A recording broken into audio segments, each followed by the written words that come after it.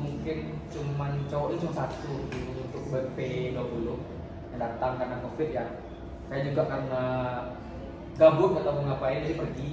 Terus ikut yoga. jadi karena itu kan pergi tuh. Terus waktu pemilihan ketua komting karena mungkin saya cowok sendiri ini yang dalam pikiran saya karena saya cowok sendiri waktu saya dipilih jadi ke ketua komting. Ya setelah itu saya akhirnya harus bertanggung jawab akan jabatan tersebut. Jadi seringlah ikut karena ketua. Jadi ikut terus kegiatan-kegiatan rumah. Jadi kita tuh karena mungkin semua kegiatan saya ikuti, jadi saya merasa perkembangan saya itu udah mulai jauh itu, udah mulai ada progresnya ya. Jadi kayak kalau dibandingin sama SMA dulu kan kayak jauh banget lah gitu, kayak gak mungkin rasanya bisa sampai di titik ini gitu. Terus setelah ikut komting itu jadi ketua pelaksana Expo 5, barulah kan saya juga jadian tuh ikut KPUM di FEB sebagai wakil ketua saat itu. Jadi ketika jadi KPUM itu saya bertemu lah sama kawan-kawan yang akuntansi dari MP.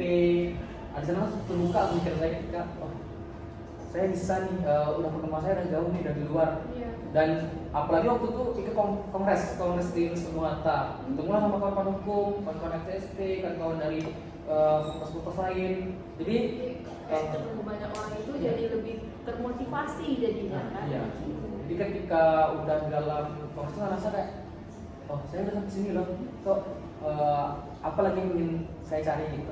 Jadi mencoba mengupgrade diri terus, akhirnya saya berani saya ambil tanggung jawab sebagai ketua BEM FEB tahun 2023. Dan memang motivasi saya tuh kayak itu memang tujuannya kayak saya ingin menunjukkan bahwasanya saya bisa kenapa kalau orang lain bisa kok saya enggak gitu. Jadi mindsetnya tuh kalau saya tipenya mindset nggak mau kalah gitu, nggak mau kalah. Jadi ketika orang bisa saya juga harus bisa gitu. Terus ketika orang jadi ini misalkan dia jadi ketua BEM di sini, saya harus jadi ketua BEM juga gitu. Jadi emang itu mungkin agak buruk ya bahasanya kalau dibilang dipikir-pikir untuk mindset seperti itu. Teman itu yang saya pahami karena bagi saya untuk mengangkat diri itu kita fokus pada diri sendiri. Jadi memang itu yang membuat saya itu untuk selalu mencari apa sih yang mau dikejar lagi, apa lagi. Dulu waktu masih awal meremaga ngomong di depan umum atau di apa ya? Dari panggung. Nah itu apa bahasanya kalau menggeretek? Itu gemeteran. Gemeteran. Jadi gemeteran di depan panggung, takut-takutan gitu. Jadi itu kan membuat kalau dipikir sekarang ya, saya pernah seperti itu ya dulu ya. Dan itu yang merubah saya jadi sampai saat ini gitu. Dan suatu kebanggaan karena memang kita nggak tahu kita bakal jadi apa selanjutnya. Makanya Kak berani mencoba semuanya. Seperti Bang Adis tadi kan udah banyak tuh pengalamannya di dunia berorganisasi dan juga jadi gubernur. Itu bisa jadi motivasi kita. Mungkin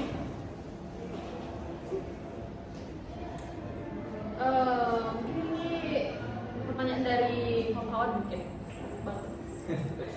Bagaimana sih cara Bang bagi waktu antara organisasi sama kuliah sekarang? Untuk bagi waktu ya pasti banyak ada, kalau kita dengar ya banyak alasan orang bilang kalau organisasi kita nggak usah fokus kuliah, kalau kita fokus kuliah nggak usah organisasi. Itu banyak alasan seperti apa ya, organisasi itu mempersulit kita kuliah gitu. Sebenarnya enggak, itu tergantung diri kita masing-masing aja. Apalagi banyak yang ngomong kalau organisasi itu banyak ngeluarin biaya lah ini gitu. Enggak kuliahnya. Enggak sama sekali, karena memang kalau kita pikir ya misalkan karena kan gini, kalau kita lihat mahasiswa sekarang tuh banyak yang ngerjain tugas itu hamil-hamil kan. Jadi ketika hamil itu mereka ngerjain tugas, mereka juga di hamil itu tuh juga mengerjakan yang kegiatan organisasi. Makanya kayak sampai gitu, misalkan nih hari Rabu mereka akan rapat, tapi hari Rabu itu mereka ada kuliah dan tugas. Jadi hari Selasa mereka mengerjakan semuanya, makanya ngerasa kayak nggak kebagi.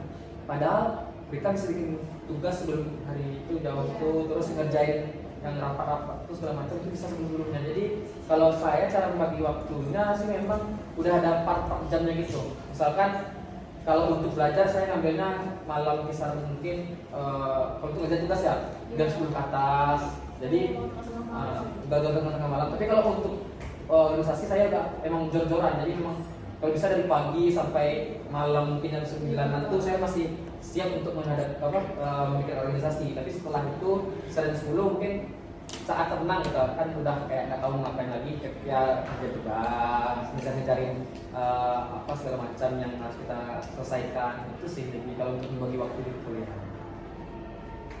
Pesan dan kesan abang untuk kawan-kawan yang ikut organisasi maupun yang enggak gitu. Untuk pesan dan kesan ya untuk kawan-kawan yang mungkin sudah berorganisasi maupun yang belum. Untuk pesannya sih mungkin untuk kawan-kawan yang sudah berorganisasi itu konsisten dan coba mengupgrade lebih jauh lagi. Karena kalau nggak kita yang mulai itu siapa lagi? Dan kapan juga lagi itu. Karena memang ketika kawan-kawan masuk dalam organisasi itu nggak semuanya disuapin atau diajarin. Karena memang harus melakukan pendidikan sendiri. Cuman organisasi tempat kawan-kawan itu menyalurkan itu. Jadi misalkan kawan-kawan pengen nyoba jadi MC, coba menyalurkannya di bakat tadi misalnya gitu. Terus untuk kawan-kawan yang organisasi mungkin kita jatuhnya kan sebagai pelayan masyarakat ya, pelayan masyarakat di fakultas kita. Jadi mungkin lebih rendah hati aja, rendah hati, terus kayak lebih mengayomi masyarakat, sering untuk bersosialisasi dengan masyarakat, baik itu nanti jangan karena beda jurusan apa mau nyapa ya kan. Jadi emang semuanya lah kita untuk saling berteman atau segala macam. Terus untuk kawan-kawan yang belum berorganisasi rugi karena memang rugi loh. Rugi karena kenapa? Karena ya saya kan organisasi sekarang di lembaga. Kayak banyak loh yang kita dapat dari lembaga itu, jadi kayak kita lebih kayak lebih percaya diri gitu tampil di depan umum. Nah ya makanya makanya pede gitu kayak narasumber kita sekarang ini kan. Ya karena memang ketika kawan-kawan di organisasi itu kawan-kawan dilatih untuk berkembang. Jadi memang semuanya nanti membangun personal dari diri atau personal branding itu harus kawan-kawan lakukan. Nah, guys, kalau boleh tahu personal branding dari narasumber kita ini apa nih? Ya, mungkin yang udah saya untuk brandingkan diri saya itu ganteng. Jadi setiap apa tuh saya selalu bahas ya harus ganteng. Pokoknya saya selalu ngomong ke orang-orang tuh harus ganteng. Tujuannya itu memang untuk meningkatkan percaya diri saya. Karena ketika ya bagi saya kalau bukan kita yang menguji diri sendiri, ini siapa lagi gitu. Jadi memang tujuannya memang untuk meningkatkan kepercayaan diri tadi, PD tadi gitu. Dan memang kawan-kawan pasti tahu kan seharusnya ya untuk dari PBB ya. Kalau sebagian sih untuk anak lembaga mungkin itu tahu Argentara tuh harus ganteng kayak Tara gitu. Kalau yang nggak tahu gimana? Yang nggak tahu sekarang tahu kan? Itu memang akhirnya memang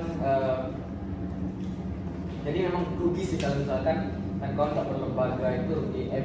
Baik itu cara menyelesaikan masalah itu nanti kita pasti sama-sama berdiskusi, rapat, bersosialisasi, membangun personal branding tadi, terus public speaking kawan-kawan dilatih juga.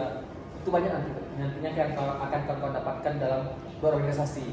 Dan itu bisa dilatih maupun nanti itu harus otodidak sendiri. Namun tempatnya memang di organisasi itu menurut saya itu. Dan kita juga tidak mengucilkan kawan-kawan yang tidak berorganisasi karena memang di yang berorganisasi pun bisa lebih baik daripada kita.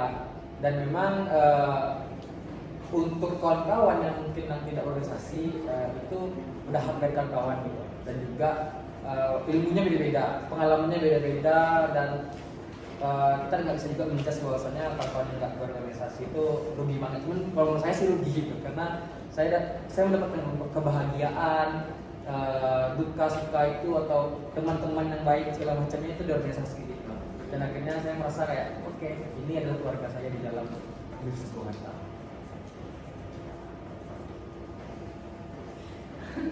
Oke guys, kita udah dengar dari narasumber kita tadi ya. Kalau boleh saya tahu nih,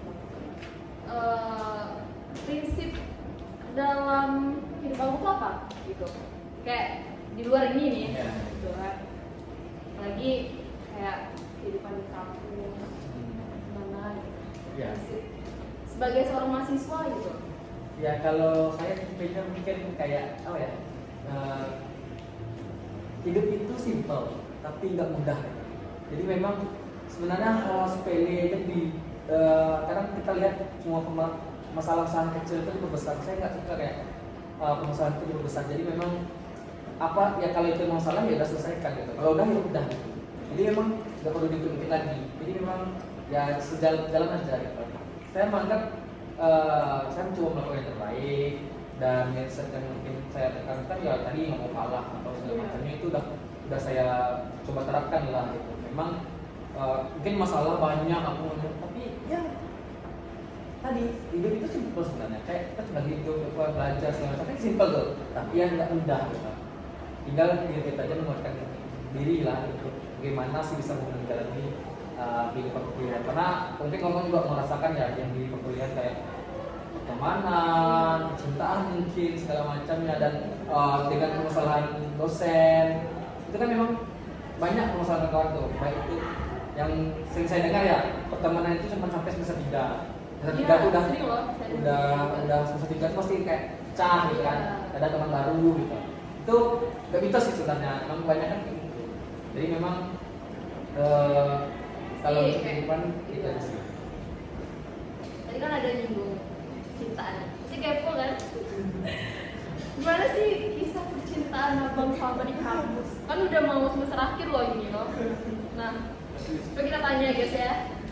Kalau untuk percintaan ya mungkin seperti itu aja ya. Cuman maksudnya kayak ya kita berusaha untuk mencari yang sesuai segala macam, dan mungkin karena kebanyakan lihat kebanyakan nafas segala macamnya, atau kesalahan saya sendiri juga mungkin itu membuat ya nggak terlalu berhasil sebagai percintaan. Tapi memang kalau diusahain selalu diusahain, dan memang kesalahan saya merasa memang untuk percintaan itu lebih banyak di kesalahan saya aja, karena mungkin fokus organisasi dan jadi emang sibuk, jadi emang lupa lah untuk hal seperti itu gitu. Tapi memang kalau usahanya ada, tapi kalau untuk ya itu emang kayak Jadi sibuk-sibuk mencari-cari aja terusnya. Ya. Tapi sebenarnya guys, kalau kita cari yang sempurna tuh gak bakal ada loh. iya sih. Karena bakal kita yang nyempurnain. Karena kan udah berdua. Benar sekali. Jadi guys, kesimpulan dari narasumber kita tadi, dalam organisasi itu kita kan banyak loh dapat pengalaman yang dari, contohnya Bang Aris tadi kan ya, dari ketua komting, jadi anggota di HIMA manajemen Universitas Ternate, dan juga jadi gubernur BFF 2023, dan sekarang aktif kayak di berbagai organisasi. Nggak seburuk yang kalian kita kok, seru. Tapi kan ada 2024 lagi nih yang mau masuk organisasi. Oke guys, saya Cynthia pamit undur diri dari podcast kita kali ini. Jumpa lagi di podcast kita selanjutnya di Bincang Asik Bisnis.